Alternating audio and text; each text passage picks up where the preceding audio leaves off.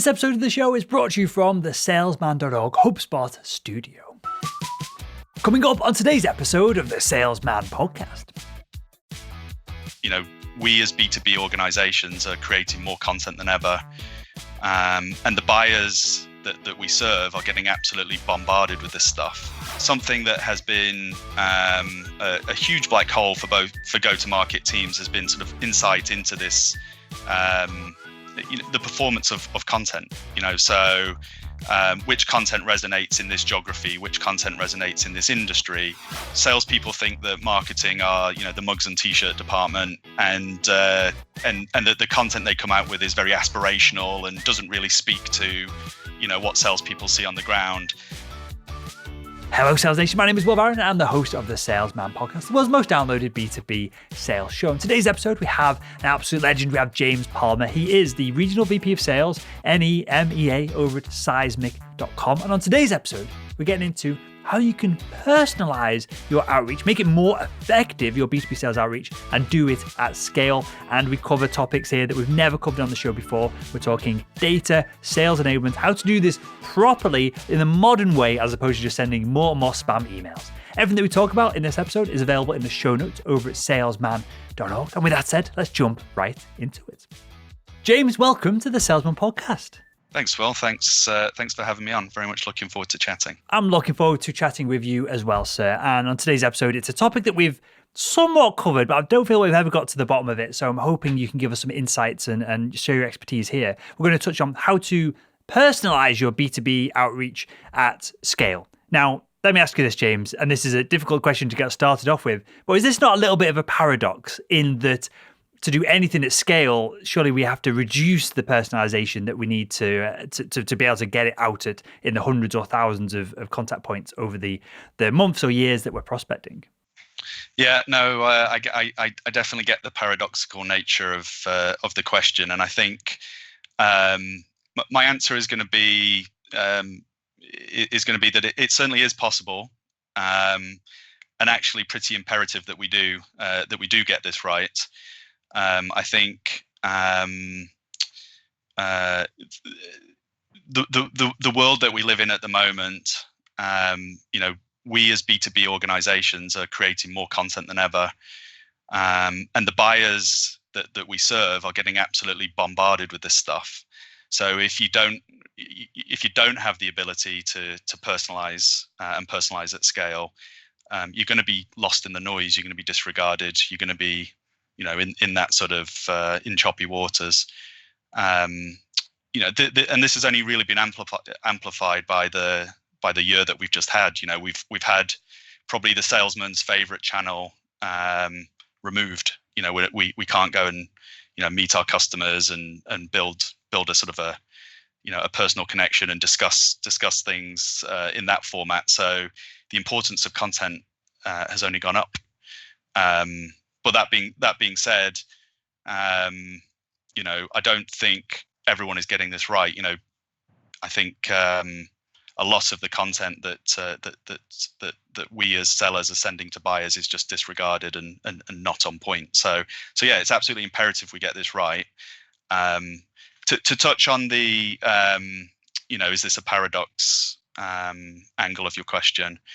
I think this is really interesting. I think most of the best sales people I've ever worked with are very, very good at being appropriate to a given situation. So they'll understand who they're talking to. They'll understand maybe the correct. They'll correctly identify the sales stage this is at, or the stage that the buyer is in their cycle. They'll understand the industry they're in. They'll understand all of these things, and they'll provide content that's really appropriate to that given situation. But there's a couple of problems with that, right? So number one, that takes a lot of time and effort, thus not scaling very easily. And secondly, not all salespeople are blessed with those, that high EQ, that level of experience. So the question really becomes, how can we make it easier to personalize, without the constraints of using this much time and this much expertise, so that more broadly, you can have more of your sellers be more effective in this way. Are we trying to So I agree with everything that you're saying here, right? Expertise is clearly important. When you get on the phone with a seller at some point in the buying journey, that could be make or break. If I'm buying new cameras for the studio and I speak to one salesperson, no matter how good the content is from the branding, the marketing from that organization, if I speak to someone and they're an idiot, clearly that's going to turn me massively off on the brand and that purchase. Versus if I speak to someone who has the expertise, can answer my questions, and if they can't answer questions, has the business acumen and the appropriateness to go and say, hey, I will go and ask my boss, I'll ask the product manager, I'll ask whoever and find out the information and get back to you. That is a massive turn on. You're more likely to win my business on the back of that. So with that said, when we're trying to shortcut some of this process, when we're trying to hack some of this process, when we're trying to personalize outreach at scale, are we going the wrong way here in that would it be more valuable for the buyer to have less contact points with more experienced salespeople versus more contact points with less experienced salespeople with less personalization, if that makes sense? That was a long-winded question to just throw at you. It was, and I think the answer is going to be it depends on what it is we're selling, where the buyer is in their journey, all of these things. The real question is, how do we cut through this noise, right? So how can we be appropriate?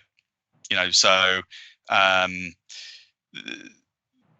content the sellers use has to be appropriate. It has to hit the right note. It has to be the right piece of content for that buyer at that stage of where they're at. So that's the question: is how do we take what previously has been a very sort of has been very reliant on a seller's expertise? How can we scale that? And so I guess I'm not talking about mass personalization from a marketer's angle. I'm a career long salesperson. I'm talking about how can we do the good things, have those good interactions, but do them more often and spend less time having and less effort to make them so. So I think that's the point that I'd probably like to focus on a little bit, because that's something I feel I can speak to reasonably knowledgeably. For sure. So tell me if I'm wrong here, James, but it seems like the plan of action here is, rather than spam more nonsense emails that no one's going to open anyway, we want to spam more timely emails.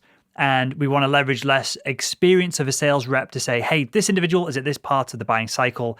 They probably want this content. And am I right in saying we can use software to realize some of that so that a less experienced salesperson can get the right tools, right media, right advertising, whatever it is, in front of the right person at the right time? Is that what we're doing here? Leveraging software and tools to do some of this work that experience would have covered in the past? Exactly. So to get to this point, what you require is insight. And I think something that has been a huge black hole for go-to-market teams has been sort of insight into this, the performance of content. So which content resonates in this geography, which content resonates in this industry, what content resonates for this persona, what gets the most time and attention, what is helping us advance our cause and close business. And historically, there haven't been great data sets on this. But this is kind of this insight is vital if you want to create a personalized experience, or an engaging experience at least. I think that it's really key that you have a way of harvesting insight to understanding what is useful for the people that we're serving. I think to have a data-driven approach to content creation and the distribution of it can really help sellers become effective to be able to scale, as we just talked about, sort of scale their expertise, to have those great moments of communication, but to do it with a lot less effort and a lot less time sunk into it. For sure. So we'll perhaps touch on Seismic in a second, which clearly can do some of what we're describing here. I do want to get into data, content, and because my experience with working with marketers in medical device sales was they'd send us all this just nonsense that I'd never give to anyone because it was totally inappropriate to hand over a flyer in a meeting. So it never got used. So I won't dive into that in a second. But I guess the foundational level before this is, before we send content, how do we know where the buyer is in the buying journey? Now, what I mean by this is perhaps 20 years ago, you could cold call them and ask them where they are, but without that direct access to the buyer to call them and ask them where they're at, how do we know, before we send someone something, how do we know where they are so that we can make a hypothesis of what they need? Yeah, good point. So there are obviously some, manual ways of doing this, like you've just alluded to, like talking to them. Wouldn't that be fabulous? Wouldn't that be fabulous if you could have a conversation and it would be just laid out for you like that? But there is some softer signals. Content engagement. How are they engaging with your content? What content are they engaging with? There's a lot that can be sort of divined from understanding what people are engaging with what content, and that will tell you a lot about where they are in a buying cycle, and actually inform you of how you should be sort of speaking to them, how you can help them, how you can best sort of serve their buying process. So this is something, I'm going to be slightly selfish here. I'm going to perhaps twist the conversation towards more of implementation as opposed to individual sales contributor, what they're going to do with this. And we'll flip it back to the audience in a second. But this is something I'm really intrigued about with our content marketing over at salesman.org for our training program. So am I right in saying, I think what you're outlining here, but I want to hear it from yourself in case I'm totally wrong, is we don't just need a sales funnel, which is getting crushed further and further towards the end of the buying funnel or the buying journey. What we need is some kind of content funnel so that we can see via different tracking methods using email, gated kind of content, we can see where people are pinging, and so we can judge where they are throughout the buying cycle. So am I right in saying that we need perhaps open-ended, broad industry content at one end, something in the middle of the funnel, something towards the end of the funnel, which pushes people towards a sales call, and then when a individual goes from 1 to 2 to 3, if we can use software to track that, that's when we know that we should be engaging with them. Am I on the right tracks there? You're definitely down the right track. So going back to a comment you made earlier, I think time immemorial, definitely the 20 years I've been in software sales software sales, salespeople think that marketing are, the mugs and t-shirt department and that the content they come out with is very aspirational and doesn't really speak to, what salespeople see on the ground. And marketing probably think that, most people are sort of mouth-breathing Neanderthals and want to use the same content they've been using for the last 5 years, and that sales turn up and demand content, because of the deal they're working on right here, right now. So they want some obscure piece of content. So there's this slight disconnect, and I think that disconnect can also be tracked back to the fact there aren't good sets of data to tell you which of your content is performing. So marketing, have got no way to say, listen, we're spending our time building out this content and it's valuable. There's no real way to say that, and there's no real way for sales to say, we know which is the right content for this specific situation. So what we're talking about here is building this loop where not only can you see what content is being sent out, but you can also understand in much more specific detail when your buyer gets this content, how are they engaging with it? Which pages, which sections, where are they spending their time? And if you're able to kind of have a feedback loop for that content, then all of a sudden that begins to answer some of the really massive problems that go-to-market teams have. Marketing do create all of this content, and depending on whose data you look at, somewhere between 65 and 90% of it never gets used by sales. What a black hole of time and money and effort. It's a huge problem. Similarly, salespeople will send out content into the black hole and not really know. I mean, the most they can usually hope for is, did someone open it? Mm-hmm. You can have spent 5 hours building a proposal and only the pricing page gets read. If only we had some data, to tell us they only ever read the pricing page. Why did I spend 5 hours on all of this other stuff at this stage in the cycle? They only ever read the price. Why did I spend this 5 hours building this proposal times however many deal cycles you're in? It's It's a huge waste of time, and there's no feedback for sales. So the sort of data that you can get back from content, how people are engaging with your content, has huge benefits both on the micro and the macro level. On the micro level, as a salesperson, I can send content out to my prospect and know, do you know what? I sent them a white paper, a technical white paper, and I sent them a case study. They hugely engaged with the white paper. Probably the next conversation we're going to have, I need to make sure we've got a technical architect, and we're going to gear up for the right phone call. We're going to gear up with the right information. They didn't even open the case studies. They're not at that stage yet. They're not ready to, the final stage of a sales cycle where perhaps case studies become more interesting. So on the micro level, you as a salesperson can get sort of direct feedback from content to inform you the next best action we should be thinking about this type of thing. On a macro level, as a marketing team, you can amalgamate all of this and say, this piece of content that we produced has been involved in 75% of our sales cycles. This is helping us close business. I can attribute real, honest to goodness, closed won business to this content. Similarly, these 5 pieces of content haven't been looked at for a year. Why are we spending cycles? Why are we spending cycles on updating this and maintaining this? The sales team either don't use it for good reasons, or people don't read it for good reasons. So we either need to get rid of it or update it or do something. But we've got some data now to allow us to make great decisions.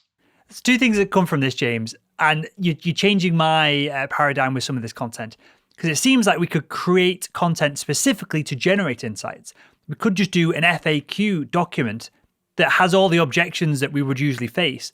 And if everyone is skipping past the first 4 objections, we probably know that they're not that valid. They're probably not that big of a deal. And if they stick on page 5, which is the pricing objection or whatever it is, the most common one, we know that we need to then feed that back into the content at the top of the funnel and try and alleviate that objection or bring it up ahead of time. It seems like we can create content to generate insights that are useful, as opposed to, did someone use this or not? It seems like we get more complicated than this if we chose to. Oh, you can get really, really great insight from your content that both informs your future content strategy and helps you with your day-to-day execution. Both, it's very much seller and marketing, aligning and enabling. Yeah, and because if you ask a buyer on a call, we've got these commonly asked questions, yada yada. 1, they're going to be switched off immediately as you say that. 2, they're going to have the guard up somewhat, depending on the level of trust that you've built with them, because they don't want to just give their information away. And I guess this is slightly weird, and maybe we can touch on this in a second, but if they don't realize they're being tracked, which they should assume that they're being tracked. Everyone should assume that everything you do on the internet is being tracked at all times. But if they don't make that realization, if they're doing this in their own time, they're probably going to give you more accurate feedback via the content than if you've got an engagement and interaction between 2 people. Is that fair to say? 100%. And I think both implicit and explicit. And so what I mean by that, they will explicitly tell you the things they're interested in by what they spend their time on. So my previous example of the section A, they spent all of their time on this. They didn't bother with the other stuff. But implicitly as well. So, salespeople are managing a prospect, 5 prospects, 10 prospects, however many, and you'll be coming to the end of a quarter, and you'll have a forecast that you're committing to. The people that are engaging with your content regularly, they're sending it to other people, they're spending time on it. These are the people that implied. These are the people who are going to buy from you. These are the people that are serious, that are actually are doing the things they said they were going to do.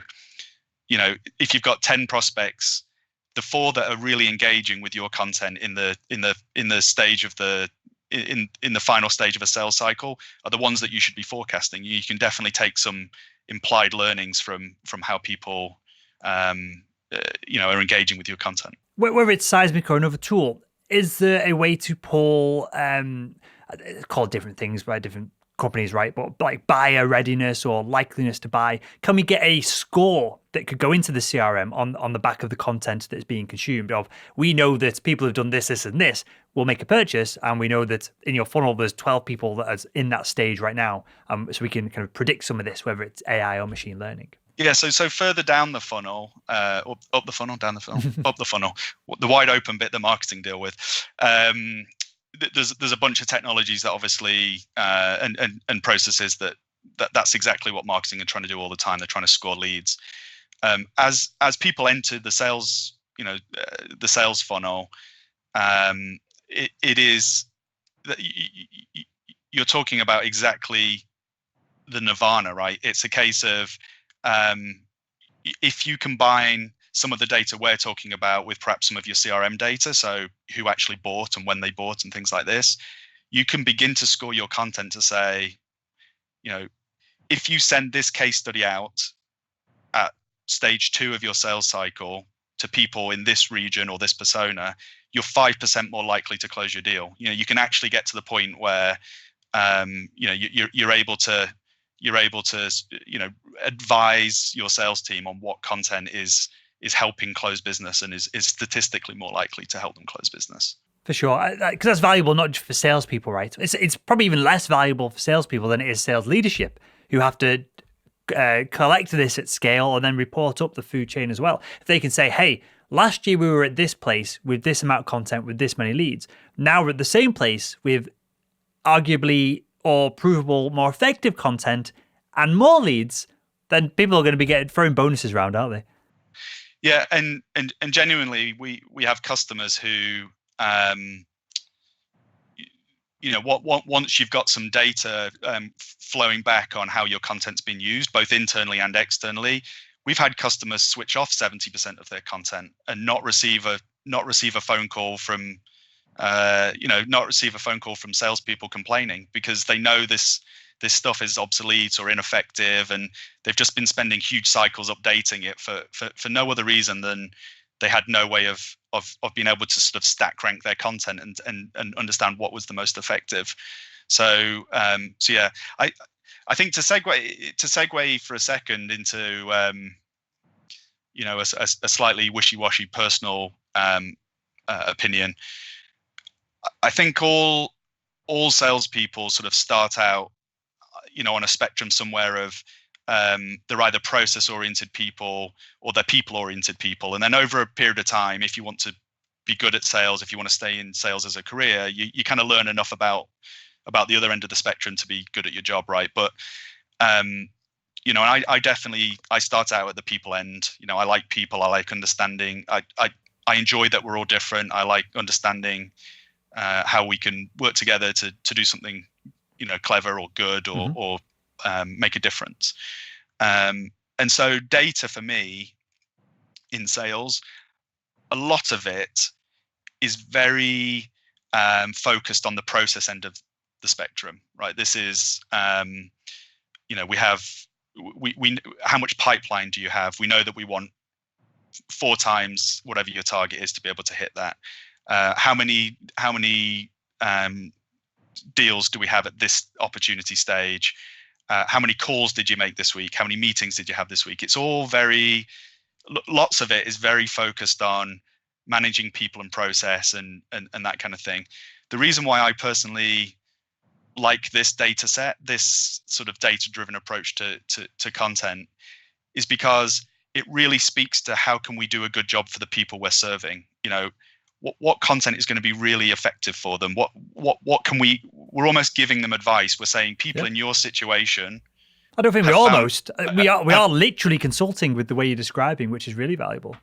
Yeah, exactly. We're saying we happen to know, not just gut instinct, but we actually do know that other of our customers in your situation, whether that situation be geography or persona or stage, sales cycle stage, whatever it might be, we know that they found this kind of stuff effective and useful. So have this, we'll tailor it towards you, let us know what you think, and you'll let us know what you think both by, inviting us into your sales process, but also you'll you'll let us know what you think by how you consume that content, and that will keep feeding our approach, right? So. Sure. I love this because this goes layers and layers deeper of then when you intertwine like a Gong or a Chorus.ai and you go, oh, this report, this data point, this objection is coming up over and over and over again. Then you can create content. You're not just relying on salespeople to feed it back. You can then rely on the buyer and conversations to feed back into all of this. And I've said this on the podcast hundreds of times now. At some point, all of this is going to be so automated that there's just going to be a human shaking hands with another human at the end of it, both the buying and the selling process. It has to be. It's going to get so effective. It's going to get so nailed down that a bot is going to be able to add so much value at the top of the sales process with content, with what we're describing, that salespeople who are just pushing around paper will just be obliterated. But with that said, James, you said something here. You keyed that anecdote up with it being wishy-washy, whether process, people, and I want to add a layer of data to that from ourselves. So over at salesman.org, we've had thousands of people go through our sales code assessment, and 50% of the people who go through it have no defined sales process. So that number shocks me. These are individuals who are paying for a training product. Most of this doesn't include our enterprise clients. This is most people paying for a training product out of their own money in their own pocket. So they're keen, they're clearly open to the idea of learning and developing. They're not just some salesperson who's not done any work on themselves and no training in the past 20 years and they're just sat on their job waiting to get sacked. These are proactive individuals. 50% of them don't have a sales process. And we know, I won't kind of quote the numbers because I'm not sure off the top of my head, but it's like 90% of individuals who have, if not more, 90% of individuals who are successful and earn over a certain category within our kind of assessment, salary-wise and commission-wise, and hit targets regularly, all have a sales process. So clearly sales process is incredibly important. 50% of the people who take the sales code assessment don't have a defined process. And what we're describing here, James, seemingly it falls apart if there's not a sales process, at least in the background that's being run through. Because if we're just sending random bits of content at random times, it's very difficult to pull that data and to make it relevant then of, if I've got a piece of content that marketing wants me to send towards the end of the sales process, and I send it at the beginning, well, the metrics are going to get tanked. That it's no engagement, no one's viewing it, there's no consumption of the content. Whereas if it's put at the end of the sales process, it's going to do really good because that's what we're designed for. So with that said then, James, how much of all of what we're talking about comes back to like sales fundamentals of having a defined sales process? I mean, like I said to you, I start out at the people end of the spectrum, but after 20 years of doing this, you come to realize that however great you think you are in any given situation, if there isn't a process to make sure you do the good things repeatedly and in a systematic way, then you're only ever going to be marginally successful or occasionally successful. To be repeatedly successful, it has to be underpinned by a process. And I think what I'm advocating for here is not complete content automation, because in the end we are humans dealing with humans, and you need some flexibility to be able to make choices, to react to situations that you see yourself in. So we're not at the point where you're sort of the bots are taking over vision of the future. We're not at that. We're definitely not at that point. But we can definitely give salespeople a palette of good choices and promote to them what has been successful before, and do so at relevant stages of a sales cycle. But it is all underpinned by sales cycle. It's all underpinned by sales fundamentals. If you can't do good discovery and qualification, then how can you really understand what the best content to provide is? There's some soft signals that you can pick up, but in the end, you've got to understand what stage of a sales cycle I'm at. What are the the best things to be doing? What are the appropriate things to be doing at this stage of a sales cycle? Matching those up, and then providing content, but with some extra insight, right? So not only can we be better consultative salespeople because we know this content has really resonated with people like you, mm-hmm. but we can also get that informal feedback as people view it and read it. This was a good fit. They did get value from this. This thing over here, swing and a miss, not for them, wasn't important. Move along. So let's wrap up the show here, James, getting real practical for the audience. The quota carrying, as I would describe even myself, kind of like quota carrying, knuckle dragging salesperson who doesn't have the budget to buy tens of thousands of dollars a month's worth of sales enablement software. Now, the answer to this question might be to drop you a message on LinkedIn and introduce their sales management or marketing leadership so they can buy a product or service that does some of this for them. But for anyone and that's a fair answer if that is the case. But for someone who doesn't have the software in place, perhaps they have somewhat of a sales process at the back of their mind. Perhaps they have some kind of support from marketing, but they're not leading these initiatives. What can an individual salesperson do to implement some of what we're talking about to find out whether what they're sending out is effective or not? Yeah, I think if I go back to something I said earlier, the best salespeople I've worked with are very good at this. They just do it in a much more manual way, right? So it's having an idea that content is not one size fits all. Having an idea that if you don't tailor this content, people are simply not going to. There's mounds of statistics that tell you people are not going to engage with it. So people spend the time tailoring your content. Realize that content is trial and error. What works for one might not work for another. But look for some feedback. Was that the right content for you? What other areas what are we missing here? What could I be providing for you? Ask the questions. Don't just think I'm going to send one piece of content and good luck with that. Ask for some feedback on it, because that will help you manually do what I've been talking about today. That's what the best salespeople that I've worked with have done. Throughout their careers is assess the situation, ask good questions, and react accordingly. The suggestion here is that the content that you send is part of that acting accordingly. Tailor it and send something that's gonna resonate and work. For sure. So to just go back to the premise that we started the show with, James, of personalizing our B2B outreach at scale, I think what we're saying here, I don't want to put words in your mouth, you tell me if I'm wrong, but what we're saying here is to test, have a hypothesis, have a process laid out in front of you. Test a piece of content at different parts of the process, different pieces of content, engage and suss out what works, what doesn't. And then we're looking for patterns, aren't we? This allows us to scale. If we see that this piece of content is just, buyers are all over it at a certain point of the process, that then solves at scale the email that we send. Kind of when the buyer reaches out to us, when the buyer's asking about pricing, when the buyer does 1, 2, or 3 things. Is that how we scale all of this? By working out through trial and error, through A/B testing, through having a hypothesis and using the scientific method. We're looking for patterns. Is that how we scale all of this? It is. I think you mentioned medical device, the medical device sales industry. We're a medical device company. We build whatever machines. They're in hospitals all over the place. And a couple of years before, they get end of life. A couple of years before they get end of life, we need to send them a letter saying your machine's going to be end of life. So you send them a letter, and probably the data you're going to get back on that is no one really reads it, or someone opens it once and never looks at it. But at that stage, they're a customer. They're somewhere between happy and not happy, but they're a customer.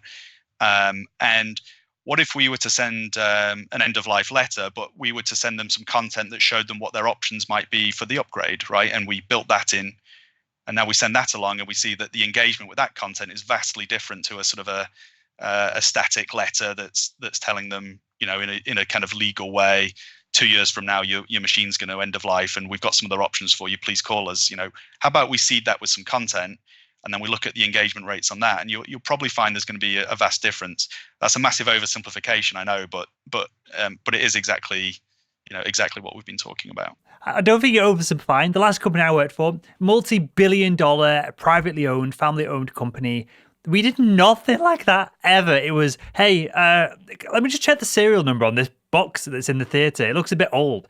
Then you'd call the office and go, hey, this has been out of use for like 7 years. Why are they still using it? And then you would engage in the conversation. You should probably have a newer one of these for a whole host of reasons.